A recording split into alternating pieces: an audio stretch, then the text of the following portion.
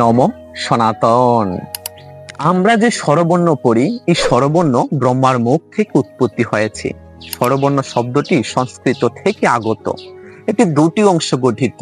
স্বর অর্থ ধ্বনি, বর্ণ যার অর্থ অক্ষর। অর্থাৎ স্বরবর্ণ মানে এমন বর্ণ যা অক্ষর, যেগুলো নিজে নিজে উচ্চারিত হতে পারে, কোনো সহায়ক ধ্বনির প্রয়োজন হয় না। বায়ুপুরাণের 26 অধ্যায়ে স্পষ্ট বলেছেন, সৃষ্টির আদিতে চতুর্মুখ ব্রহ্মার মুখ থেকে চতুর্দশ স্বরধ্বনির সৃষ্টি হয়। এই চতুর্দশ স্বরধ্বনি থেকেই চতুর্দশ বর্ণান্তর প্রতি মনু জন্মগ্রহণ করেছিলেন। ব্রহ্মার শ্রেষ্ঠ এই চতুর্দশ স্বরধ্বনির সর্বপ্রথম অকার উৎপন্ন হয়েছে।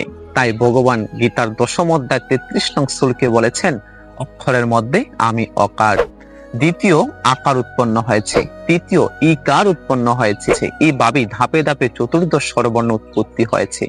বায়ুপুরাণে অ থেকে ওকার পর্যন্ত চতুর্দশ বর্ণকে মূর্তিমান দেবতা রূপে কল্পনা করা হয়েছে। নম সনাতন।